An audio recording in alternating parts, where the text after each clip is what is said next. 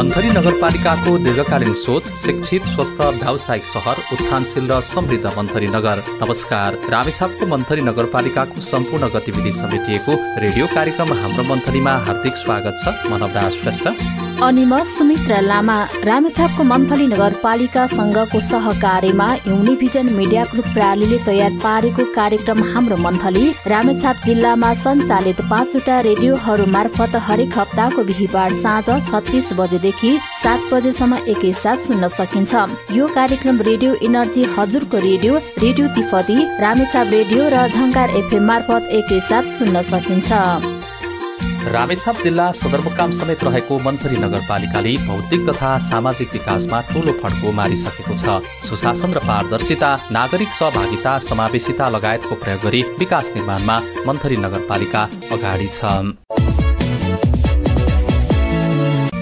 शिक्षित, स्वस्थ, व्यावसायिक सहर, उत्थानशील र समृद्ध मन्थली नगर भन्ने मूल नाराका साथ नगरपालिकाले सञ्चालन गरेका हरेक गतिविधिमा नागरिक सहभागिता र सञ्चालित क्रियाकलापमा सूचनाको पहुँच स्थापनाको लागि नगरपालिकाले आवश्यक छलफल, अन्तर्क्रिया, भेला, गुनासो सुनवाई, सार्वजनिक परीक्षण, सामाजिक परीक्षण लगायतका सुशासनका विभिन्न औजारहरूको पर्याप्त मात्रामा प्रयोग गर्दै आएको छ।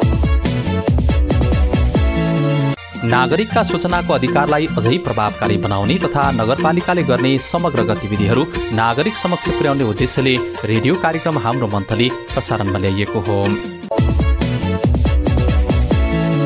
कार्यक्रम हाम्रो मन्थलीको आज 107औं अङ्क हो। आजको कार्यक्रममा रामेछापको मन्थली नगरपालिकाले एक हप्ताभित्र सञ्चालन गरेको विभिन्न क्रियाकलाप समेटिएको नगरको गतिविधि र कार्यक्रमको अन्त्यमा रामेछापको मन्थली नगरपालिका वडा नम्बर 4 सालुमा चालु आर्थिक वर्ष 2082-83 को कुल बजेट कति छ, बजेट कुन कुन क्षेत्रमा बढी केन्द्रित गरिएको छ, वडामा पूर्वाधार, शिक्षा, स्वास्थ्य, कृषि, सडक, खानेपानी लगायतका क्षेत्रमा कस्तो योजनासहित अघि बढाइरहेको छ र शिक्षा र स्वास्थ्य क्षेत्रमा वडाको ध्यान कस्तो छ लगायतका बारेमा वडा अध्यक्ष राजन घिमिरेसँग गरिएको कुराकानी प्रस्तुत गर्नेछौँ। कार्यक्रम अवधिभर सुनेर साथ दिनुहोला। श्रोता, रामेछाप जिल्ला सदरमुकाम समेत रहेको मन्थली नगरपालिकाले शिक्षित, स्वस्थ, व्यावसायिक सहर, उत्थानशील र समृद्ध मन्थली नगर भन्ने मूल नाराका साथ नगर विकासका लागि विभिन्न कार्यक्रमहरू गरिरहेको छ। अब प्रस्तुत छ मन्थली नगरपालिकाले पछिल्लो एक हप्ताभित्र सञ्चालन गरेका विभिन्न क्रियाकलाप तथा उपलब्धिहरू समेटिएको नगरको गतिविधि। यस कार्यक्रम मार्फत नगरपालिकाका ताजा काम, योजना र गतिविधि बारे जानकारी दिँदै हुनुहुन्छ मन्थली नगरपालिकाका वरिष्ठ शाखा अधिकृत दीपक प्रसाद सुवेदी। मन्थली नगरपालिकाले यो त्रैमासिक अवधिको यो हप्तामा विविध प्रकृतिका सेवा, शासन र विकासका सन्दर्भमा विभिन्न कामहरू प्रभावकारी रूपमा गर्दै आएको छ।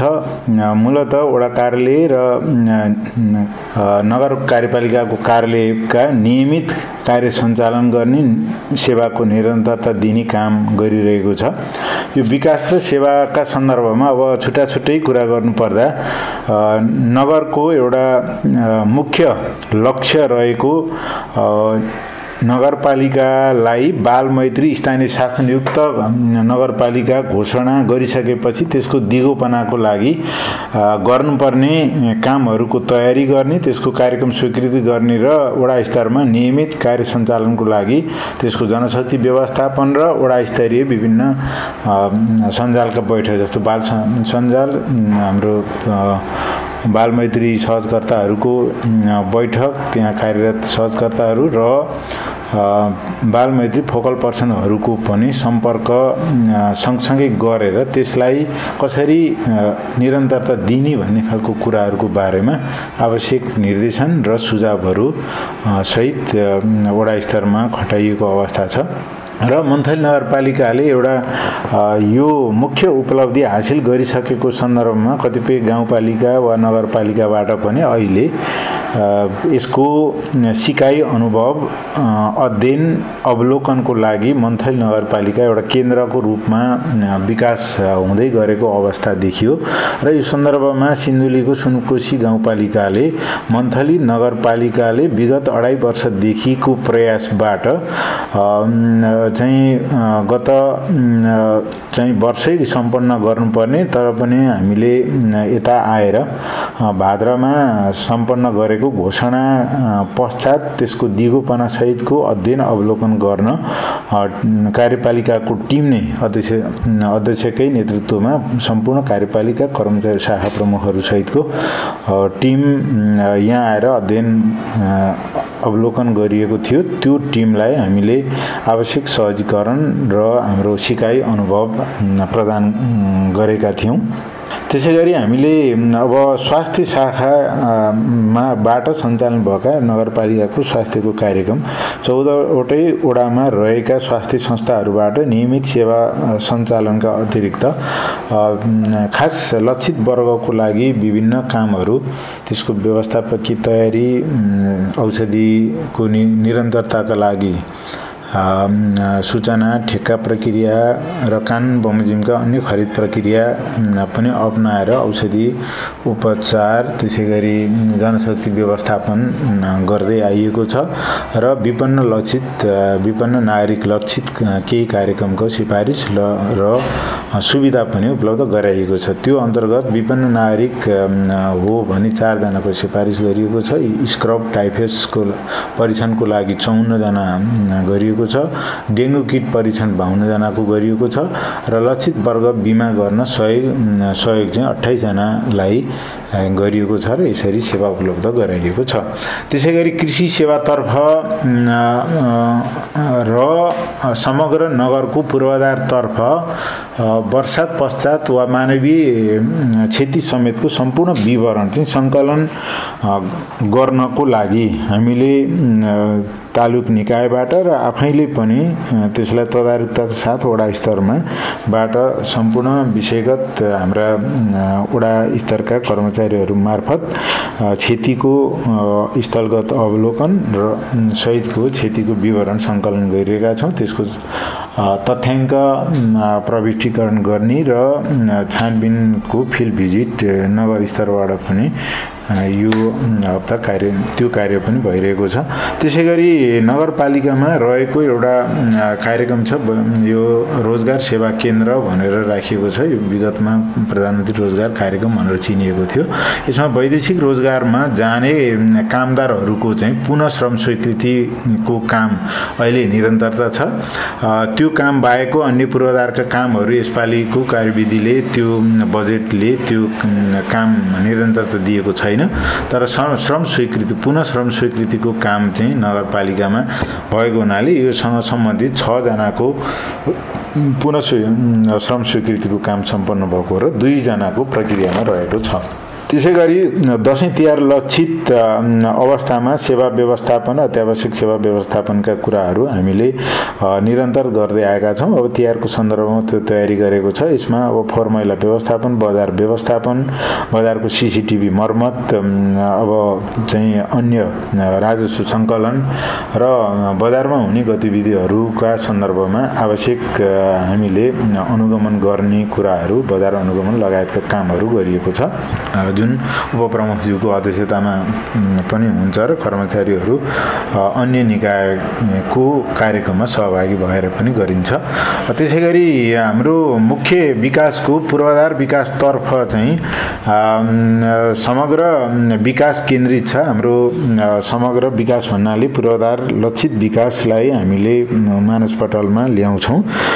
यद्यपि सामाजिक विकासका अन्य कामहरू पनि विकासभित्र पर्छन् नै र पूर्वाधार विकासतर्फ मन्थली नगरपालिकाले रु 25 लाख भन्दा माथिका आयोजनाहरू, लागत इस्टिमेटका आयोजनाहरू चाहिँ ठेक्का विधिबाट विगत आवदेखि नै साविकदेखि नै गर्दै आएको र त्यसैलाई निरन्तरता दिने कार्यनीति नगर सभाबाट स्वीकृत भए बमोजिम झन्डै 15 वटा आयोजनाहरू ठेक्का विधिबाट, ठूला प्रकृतिका आयोजनाहरू ठेक्का विधिबाट गर्ने गरी त्यसको लागत इस्टिमेट आदि समग्र स्वीकृति र यसै हप्तासम्म सार्वजनिक सूचना गर्ने चाहिँ तयारी घनीभूत रूपमा भइरहेको छ र 25 भन्दा लागत इस्टिमेट 25 लाख भन्दा कम हुने पूर्वाधार विकासका आयोजनाहरू चाहिँ उपभोक्ता समितिबाट गर्ने गरी उपभोक्ता समितिको गठन, त्यसको सर्वे, इस्टिमेट लगायतका कामहरू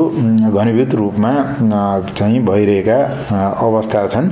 समग्रमा नगरपालिकाले यो हप्ता चाहिँ रिजल्ट प्राप्त गर्ने भन्दा पनि रिजल्ट प्राप्त गर्नको लागि गर्नुपर्ने पूर्व तयारीका कामहरू घनीभूत रूपमा अगाडि बढाएको छ। अहिले अब नेपाल सरकारको पछिल्लो चाहिँ निर्णयले प्रशासनिक मितव्ययिता र विकास निर्माणको तीव्रता सँगसँगै लानुपर्ने एउटा निर्देशन भए बमोजिम पनि जनअपेक्षा जुन सेवाको चाहिँ विकासमा तीव्रता र सेवामा शीघ्रता, यो चाहनालाई मन्थली नगरपालिकाले पूर्ण रूपमा हासिल हुने गरी आफ्नो कार्यक्षमतालाई अब्बल हुने गरी कार्य प्रक्रिया अगाडि बढाइरहेको जानकारी गराउँछु। श्रोता, रामेछापको मन्थली नगरपालिका वडा नम्बर 4 सालुले चालु आर्थिक वर्ष 2082-83 का लागि प्राप्त बजेट मुख्यतया पूर्वाधार विकास, शिक्षा, स्वास्थ्य, कृषि र खानेपानी क्षेत्रमा केन्द्रित गरेको छ। शिक्षा र स्वास्थ्य क्षेत्रको विकासका लागि पनि वडाले विशेष ध्यान दिएको छ। विद्यालयमा विद्यार्थी उपस्थिति र सिकाइ परीक्षणमा सुधार गर्न वडाले विशेष ध्यान दिएको छ। स्वास्थ्य क्षेत्रमा वडा अन्तर्गतका स्वास्थ्य संस्थाहरूको सेवा सुदृढीकरणका लागि औषधि, उपकरण र जनशक्ति व्यवस्थापनमा पनि वडाको विशेष ध्यान गएको छ। कृषि र पशुपालन क्षेत्रमा आकर्षित गर्न वडाले विभिन्न कार्यक्रमहरू सञ्चालन गर्दै आएको छ। कार्यक्रम हाम्रो मन्थलीको अन्त्यमा अब सुनौ। रामेछापको मन्थली नगरपालिका वडा नम्बर 4 सालुमा चालु आर्थिक वर्ष 2082-83 को कुल बजेट कति छ? बजेट कुन कुन क्षेत्रमा बढी केन्द्रित गरिएको छ? वडामा पूर्वाधार, शिक्षा, स्वास्थ्य, कृषि, सडक, खानेपानी लगायतका क्षेत्रमा कस्तो योजना सहित अघि बढिरहेको र शिक्षा र स्वास्थ्य क्षेत्रमा वडाको ध्यान कस्तो छ लगायतका बारेमा वडा अध्यक्ष राजन घिमिरेसँग गरिएको यो कुराकानी। हुन्छ, रेडियो कार्यक्रममा हाम्रो मन्थलीमा यहाँलाई हार्दिक स्वागत छ। धन्यवाद। सबैभन्दा पहिला त विशेष गरी चालु आर्थिक वर्षमा यहाँको वडा विकासका लागि के कति बजेट छ, ती बजेटबाट के कस्ता योजनाहरू बनेका छन्, त्यसको बारेमा जानकारी गराइदिनुहोस्। अहिले हामी मन्थली नगरपालिका 4 नम्बर वडामा रहेको विकासका योजनाहरू हेर्दै गर्दा हामीसँग 80 लाख लगभगको बजेट हो। त्यो बजेटलाई पनि हामीले प्राथमिकरण गरेर कसलाई कसरी गर्ने भन्ने कुराहरूमा रहन्छ। जुन कुराहरू शीर्षक वाइज हाल्दै गर्दा हामीले 1 लाख भन्दाको हाल्न पाइँदैन र 2 लाख भन्दा माथिका योजनाहरू हाल्नुपर्ने हुन्छ र हामीले त्यो 1 लाख 2 लाख हाल्दै गर्दाखेरि पनि विकास वडामा केही पनि नदेखिने भयो र त्यस कारणले अहिले मेरो चाहिँ खास गरी भन्नुहुन्छ भने मेरो वडामा चाहिँ रहेको कुरा के छ भने पहिलो प्राथमिकता विद्यालय। पहिले विद्यालयको शैक्षिक गुणस्तर कसरी वृद्धि गर्ने त्यो कुरा पहिलो प्राथमिकता रहन्छ भने त्यसभन्दा पछि स्वास्थ्य, त्यसभन्दा पछि रहेर अहिले कृषि, ती कुराहरूमा जोड दियो भने पक्कै पनि गाउँ समुदायमा चाहिँ अलिक केही फरक हुन्छ कि हामी सबै मान्छे चाहिँ अहिले रोजगारको सिलसिलामा बच्चा पढाउनेको नाममा हामी सबै यहाँबाट विस्थापित भइरहेको अवस्था छ। त्यो कुरालाई रोक्नको निमित्त चाहिँ शिक्षामा र कृषिमा केही गर्न सक्यो भने पक्कै पनि त्यो जनशक्ति हामीसँग विद्यालयमा रहन्छ कि भन्ने आशयले हामीले त्यो कुराहरू गरेका छौँ। त्यो गर्दै गर्दा सानो टुक्रै योजना नभइकन अहिलेको अवस्थामा एउटा वडामा कोही मान्छे 4 नम्बर वडामा के छ भनेर जान्छ भनेर हेर्न जान्छ भनेदेखि त्यो चाहिँ एउटा मैले बालमैत्री पार्क भनेर बनाएको छु। त्यसलाई चाहिँ अलिकति ठुलो बजेट 10 लाख रुपियाँ परेको छ भने समग्रमा 3-4 लाख 2-3 लाख भन्दाका योजना छन् र पक्कै पनि जुन हामीले गर्न लागेका कुराहरू चाहिँ अहिलेको सिनारी यही देखिन्छ। अब अहिले सबैजनाले भन्छ के गर्छ र जनप्रतिनिधिले भन्ने कुरा छ, तर त्यस्तो छैन। मेरोमा एकदम सही तरिकाले सही ठाउँमा आवश्यकता भएर यो पार्टी त्यो पार्टी नभनिकन सही ठाउँमा आवश्यकता अनुसारको बजेट विनियोजन गरेको छु। यो वर्ष लगभग कतिवटा योजनाहरू छ यहाँको वडामा? हाम्रो वडामा यो पल्ट 18 वटाहरू योजना छन्। 18 वटा योजना चाहिँ कस्ता छन् भने आवश्यकता हेरेर सूत्रमा पनि बात दिएर काम गर्नुपर्ने हुनाले सबै सेक्टरलाई समेटेर हामीले अहिले यो पल्ट 18वटा योजनाहरू विनियोजन गरेका छौँ र त्यसमा प्राथमिकता चाहिँ विद्यालय नै छ। त्यही हो अहिलेको अवस्था। जस्तो अब मन्थली नगरपालिकाले त योभन्दा अगाडिको एक्सर्साइजमा पनि 25 लाखभन्दा माथिका योजना चाहिँ टेन्डर मार्फत लगाउने भनेर चाहिँ त्यो प्र्याक्टिस गर्दै आएको हो। अब पछिल्लो समय सङ्घीय सरकार अथवा प्रदेश सरकारले पनि अब 10 लाखभन्दा माथिका योजना चाहिँ टेन्डर मार्फत नै लगाउनुपर्छ भनिराखेको अवस्था छ। यस्तो भयो भने यहाँको वडामा चाहिँ अब टेन्डर मार्फत हुने चाहिँ लगभग कति हुन्छ? यसले चाहिँ हाम्रो वडा विकासका लागि त्यहाँको जनसहभागिताको लागि के कस्तो प्रभावहरू पार्न सक्छ सर? यस्तो छ सर, अहिलेको सिनेरियोमा के देखिन्छ भने जुन प्रदेशबाट हाम्रा नगरपालिकाबाट सुरु गरौँ। नगरपालिकाबाट जस्तो हामीले 30 लाखको योजनाहरू नगरबाट 15 लाख र वडाबाट 15 लाख गरेर 30 लाखको योजनाहरू गत सालदेखि लागू गरेका थियौँ। त्यो कुरा गर्दै गर्दा चाहिँ त्यो कुरा चाहिँ हामीले 25 लाखभन्दा माथिको चाहिँ हाम्रो नगरपालिकामा जोडेका जुनसुकै योजना पनि टेन्डरबाटै हुनुपर्छ भन्ने मान्यता थियो र त्यही गऱ्यौँ। र पछि आएर गर्दाखेरि समुदायलाई केही पर्सेन्ट चाहिँ घाटा हुँदो रहेछ। त्यो 10 लाखको 15 लाखको योजनाहरू ल्याउँदाखेरि चाहिँ बाँकी रहेको रकम पनि त्यही काम गर्न दिँदाखेरि चाहिँ हामी पब्लिकलाई हामी समुदायमा चाहिँ केही बढी काम हुने, नत्र भने त्यो टेन्डरमा गइसकेपछि चाहिँ ठेकेदारले निश्चित एउटा ढुङ्गो पल्टाउने भन्दा अर्को साइडमा पनि ढुङ्गो नपल्टाउने अवस्था देखाएको कारणले अहिलेको सरकारले त्यो पनि अहिले मलाई लाग्छ टेन्डर गरेर 10 लाखभन्दा माथि नै जाने भन्ने छ। तर हाम्रो नगरको नियम चाहिँ 25 लाखभन्दा तर पोहोरदेखि गरिसकेका छौँ। तैपनि त्यो नभइकन बाँकी रहेको रकम पनि हाम्रो त्यही जुन शीर्षकमा आएको त्यही शीर्षकमा खर्च गर्न पाउनुपर्छ भन्ने मान्यता हामीसँग थियो। तर अहिले लाग्छ मलाई त्यो हुँदैन र अहिले चाहिँ विकासे अड्डाहरूले सबै योजनाहरू चाहिँ खिचिराखेको छ। हामीलाई यो योजना परेको छ भनेर दिएको अवस्था छैन र भोलि जाँदै गर्दा चाहिँ त्यो सरसल्लाह गरेर नगरपालिकासँग समन्वय गरेर मात्रै हामी काम अगाडि बढाउँछौँ। हजुर, अब यो चालु आर्थिक वर्षको 3 महिना पनि बित्न लागिसकेको अवस्था छ। अब बनेका योजनाहरू कार्यान्वयनको चरणमा पनि यहाँहरू हुनुहुन्छ। यहाँको वडाको अब कार्यान्वयनको चरण चाहिँ अहिले कहाँ पुगेको छ, कसरी बढाउनु भएको छ? यो आर्थिक वर्षमा हामीले गरेका योजनाहरू हामीले कार्यान्वयन गरेका छैनौँ। उपभोक्ता समिति अहिले गठन गरेका छैनौँ। हामीलाई भदौदेखि नै नगरपालिकाको हामी कार्यपालिका बसेर भदौदेखि नै काम गर्ने भनेर हामीले खुले तापनि अहिले समय अनुकूल हामीसँग गाउँमा किसान बर्सातको समय छ, काम गर्ने मान्छेको अभाव हुन्छ। अब खेतीपातीको सिजन भएको कारणले हामीले एउटा पनि 18वटा योजनामा एउटा पनि लागू गरेको अवस्था छैन। तर त्यो हामीले लागू गर्ने भनेको चाहिँ पक्कै पनि मुक्सिरको धान काटिसकेपछि पुस माघबाट मात्रै कार्य जतिसुकै अगाडि गर्छु भने पनि माग नलागिकन हामी वडामा यो वडाका योजनाहरू काम गर्न सक्ने अवस्था छैन। किनभने सबै खेतीपातीमा अहिलेको समय व्यस्त हुन्छ मान्छे। त्यस कारणले हामी जति छन् योजनाहरू हामी पुसभन्दा पछाडि मात्रै सुरु गर्छौँ भन्ने लाग्छ मलाई। हजुर, जस्तो अब स्थानीय सरकार आइसकेपछि योभन्दा अगाडि लामो समय ब्युरोक्रेसी मार्फत मुलुक चल्यो, त्यसपछि सङ्घीय संरचना गइसकेपछि स्थानीय तह बनिसकेपछि निर्वाचित जनप्रतिनिधि आउनुभयो। मुख्य नारा नै निर्वाचित जनप्रतिनिधिहरूको योजनामै खालि यो जुन विकास निर्माणको काम चाहिँ अब असारे विकास, खालि असार लाग्न थाल्यो त्यसपछि मात्रै सम्पन्न हुने भन्ने थियो। त्यसलाई तोड्नुपर्छ र हामीले समयमै गर्नुपर्छ। मन्थली नगरपालिकाले पनि चैतसम्म चाहिँ सबै काम सम्पन्न गरिसक्नुपर्छ कम्तीमा भन्ने खालका त्यस्ता अवधारणा बनाएर पनि अगाडि बढ्यो। तर काममा त्यो देखिएन। अझै पनि असारे मानसिकता चाहिँ हामीबाट हटेको छैन जस्तो अनुभूति सबैले गरिराखेको अवस्था छ अझै पनि। यो चाहिँ किन हुने रहेछ? हाम्रा अप्ठ्यारा समस्याहरू चाहिँ कहाँनिर आउने रहेछ?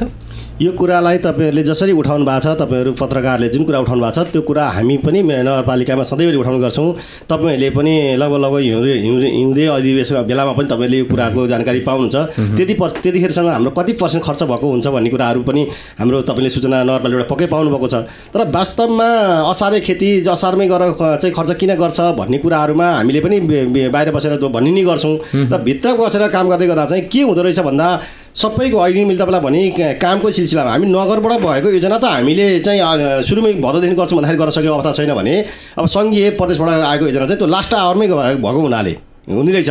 तर त्यहाँ चाहिँ प्रत्यक्ष नागरिकले चाहिँ चासो राख्नुपर्ने कुराहरू चाहिँ धेरै छन्, त्यसभित्र रहछन्।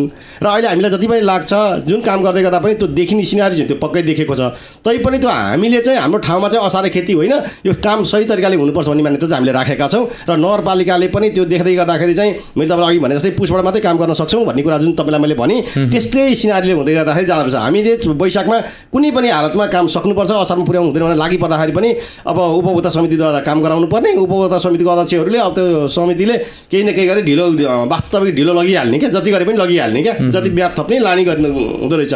तर त्यो गर्दै गर्दा सबै कुरा चाहिँ असारेकोमा गएर बिग्रिन्छ नि भन्ने चाहिँ पक्कै पनि होइन रहेछ। तर त्यहाँ चासो पब्लिकले हामी जतिको मान्छेले राख्न सक्यौँ भने त्यो यथार्थमा सही काम चाहिँ हुनसक्छ भन्नेको बुझाइ चाहिँ हामीसँग छ।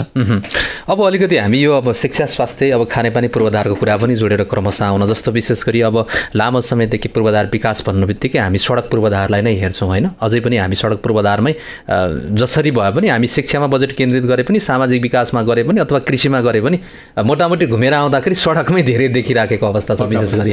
अब यहाँको वडाको चाहिँ सडक पूर्वाधारको अवस्था कस्तो छ, यसबारे जानकारी गराइदिनु। हाम्रो 4 मन्थली नगरपालिका 4 नम्बर वडामा रहेको पूर्वाधार भन्ने बित्तिकै सबै कुरा बाटो मात्रै नभएर भौतिक सम्प्रदाय सबै पूर्वाधारमा पर्ने भएको हुनाले हामीले अहिले पूर्वाधारमा हेर्दै गर्दा सडकका अहिले हाम्रा सबै ठाउँमा सबै लोकेसनमा बाटा खुलिसकेका छन् र हामी त्यो बाटालाई पिच गर्ने अवस्थामा हामी पुग्न सक्दैनौँ। स्थानीय सरकारसँग त्यो बजेट पनि हुँदैन र त्यो मानसिकता पनि हामीसँग पनि छैन।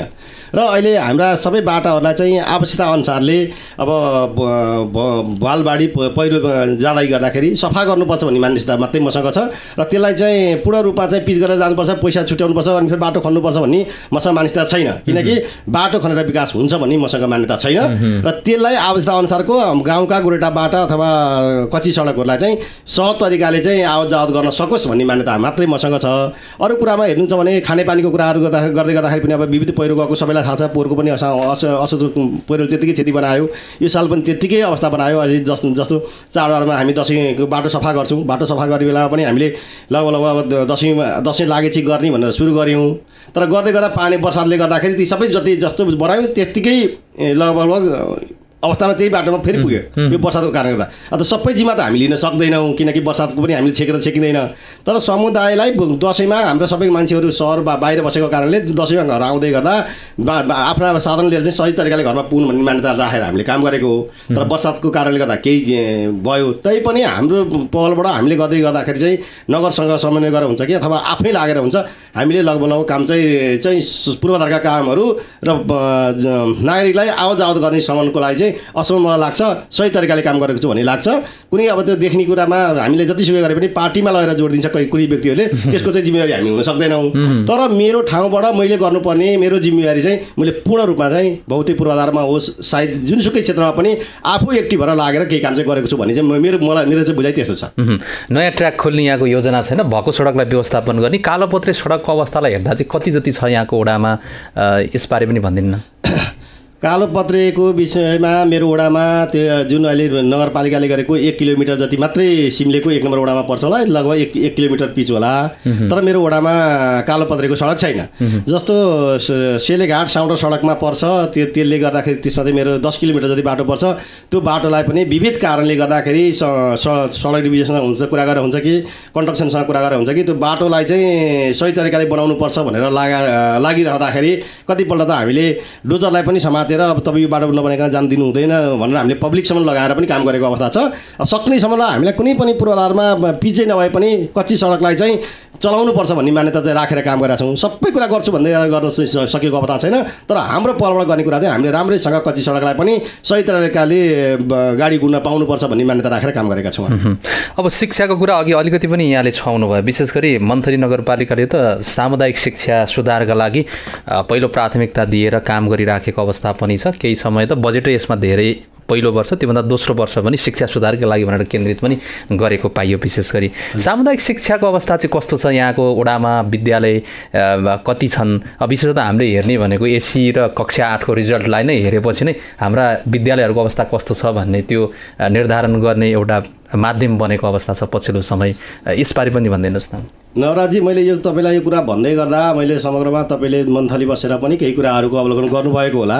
जस्तो मैले सुरुमै भने जुन कुराले हामी समुदायमा रहन्छौँ शिक्षामा गुणस्तर चाहिँ लिन सकेनौँ गर्न सकेनौँ भनेदेखि हामी पक्कै सफलतामा पुग्न सक्दैनौँ भन्ने मान्यता राखेर मैले जुन वर्षदेखि म 79 सालदेखि अध्यक्ष भएँ र अध्यक्ष आएपछि मेरो पहिलो योजना भनेको सामुदायिक विद्यालयलाई कसरी चाहिँ अब्बल बनाउने भन्ने तर्फतिर लाग्दै गर्दा मलाई अहिले शिक्षकहरूले पनि साथ दिनुभयो र हाम्रो वडा शिक्षा समिति भन्ने छ, समितिबाट मार्फतबाट हामीले 3 वर्ष भयो काम गरेको र त्यो काम गर्दै गर्दा हामीले के काम गर्छौँ भन्दा डे बोर्डर्सको अवधारणा राखेका छौँ र बच्चाहरूलाई बाआमाले पनि अलिकति लगानी नगरिकन बोर्डिङमा चाहिँ पैसा तिरेर झोला बोकेर जान टिफिन बोकेर जानु हुने, सामुदायिक स्कुलमा पढाउने बित्तिकै चाहिँ खर्च गर्नु नपर्छ भन्ने चाहिँ छैन, मान्यता छैन।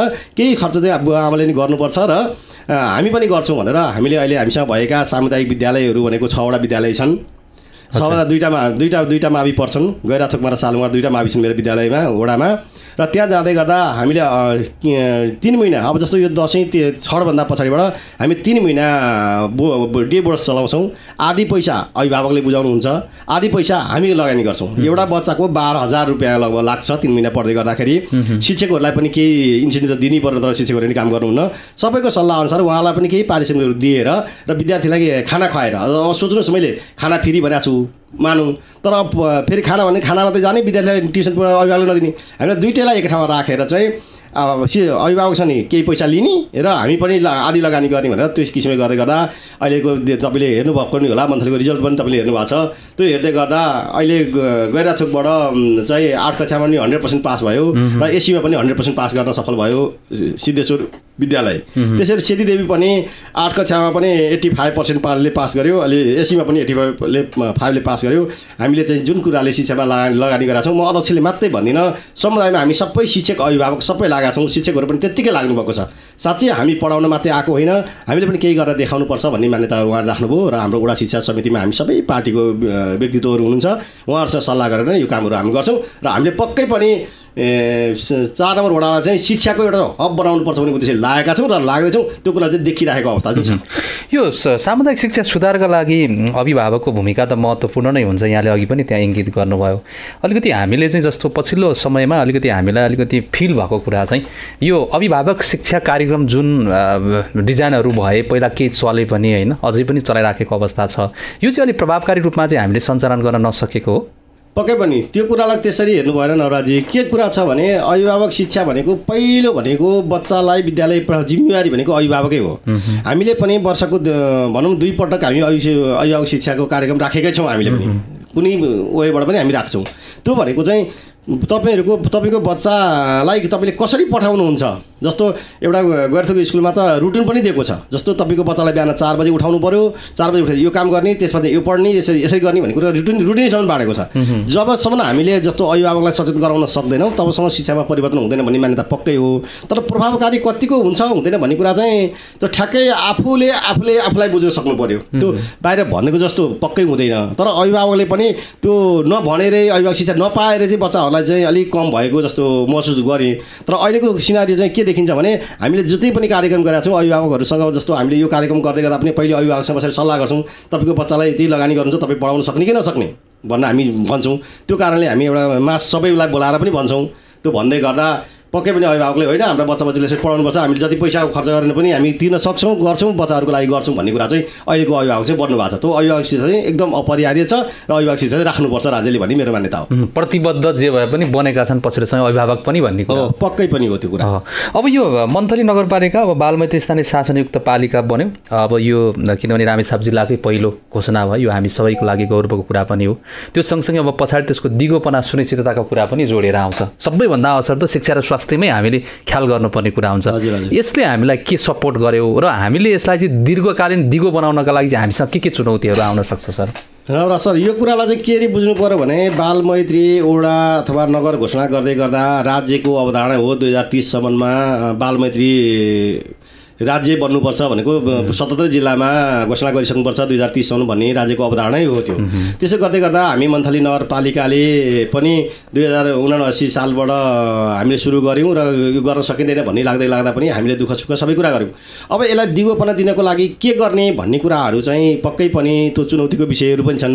राज्यले पैसा एकदम कम दिन्छ, बजेट एकदम न्यून छ। अब त्यति गर्दा पनि बालबालिकालाई चाहिँ कसरी लगानी गर्नुपर्छ भन्ने कुराहरू चाहिँ तपाईँले भन्दै गर्दा मेरो अघि नै तपाईँलाई भने जुन कुरा हामीले त्यो पनि एउटा विद्यालयलाई पनि लगानी गर्नु भने त्यो बालमैत्रीलाई नै सपोर्ट गर्नु पनि हो जस्तो लाग्छ मलाई। किनभने हामी नसक्नेका बच्चाहरू मात्रै गाउँमा पढेका छौँ, सक्नेका बच्चाहरू त हामीले सहरमा लगेर पढाएका छौँ होला जस्तो लाग्छ। त्यस कारणले त्यो कुरालाई सपोर्ट गर्दै अहिले चाहिँ यो कुराले चाहिँ जनचेतना चाहिँ कस्तो हुँदो भयो भने होइन बच्चाहरूमा पनि यो अधिकार रहेछ, हामीले यो चाहिँ हामीले पाउने रहेछ, हामीले पढ्न पाउनुपर्ने छ, हामीले स्कुल जानुपर्ने रहेछ, हामीले समयमा खाना पाउनुपर्ने रहेछ भन्ने कुरा बच्चाहरू पनि अलिकति चाहिँ त्यसमा सचेत भयो भन्ने लाग्छ मलाई। त्यस कारणले बालमैत्रीलाई चाहिँ अब दिगोपनमा लान चाहिँ हामीलाई चुनौती पनि छन् र त्यसलाई चाहिँ समाधान गर्दै एकैचोटि सबै कुरा सकिँदैन, त्यसलाई कर्मैसँग चाहिँ लगेर हामीले पक्कै पनि यो कुरालाई चाहिँ पूर्णता दिगोपनमा पक्कै लानुपर्छ। त्यो कुरामा हामी सबै अभिभावक जनप्रतिनिधि होइन शिक्षक सबै लाग्नु पऱ्यो। त्यो कुरामा चाहिँ जनप्रतिनिधिले चाहिँ यस्तो पैसा दिएर हुँदैन भन्यो भने हामी सबैसँग सकारात्मक सोच भयो भने पक्कै पनि यो दिगोपनमा लाग्नलाई कुनै गाह्रो छैन नराजी। हुन्छ सर, धेरै व्यस्तताको बावजुद पनि समय दिनुभयो, विशेष गरी यहाँको वडाको गतिविधि लगायतको बारेमा जानकारी गराइदिनु भयो। समय र संवादको लागि यहाँलाई विशेष धन्यवाद। धन्यवाद नवराजी। अब यो आउँदै गरेको दीपावली छठ पर्वको हाम्रा नगरवासी वडावासी सम्पूर्णलाई शुभकामना भन्दै यहाँ बिदा हुन्छु। हस्त नमस्कार।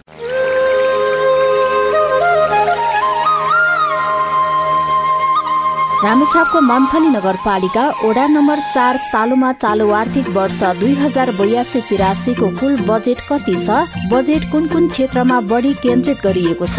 वडामा पूर्वाधार, शिक्षा, स्वास्थ्य, कृषि, सडक, खानेपानी लगायतका क्षेत्रमा कस्तो योजना सहित अघि बढिरहेको र शिक्षा र स्वास्थ्य क्षेत्रमा वडाको ध्यान कस्तो छ लगायतका बारेमा वडाध्यक्ष राजन घिमिरेसँग गरिएको कुराकानी सुन्दा सुन्दै रेडियो कार्यक्रम हाम्रो मन्थलीको आजको समय सक्यो। कार्यक्रमको आजको अङ्क तपाईँलाई कस्तो लाग्यो? आफ्ना सुझाव, सल्लाह र प्रतिक्रिया अवश्य दिनुहोला। साथै मन्थली नगरपालिकाका विषयगत शाखाहरू र वडा कार्यालयले सम्पादन गरेका कामका बारेमा कुनै प्रश्न वा जिज्ञासा छन् भने तपाईँले हाम्रो फोन नम्बर 048 590 018 मा फोन गरेर रेकर्ड गराउन वा टिपाउन पनि सक्नुहुनेछ।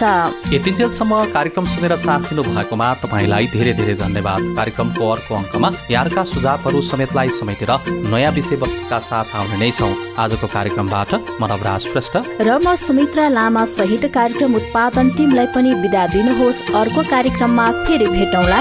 नमस्कार।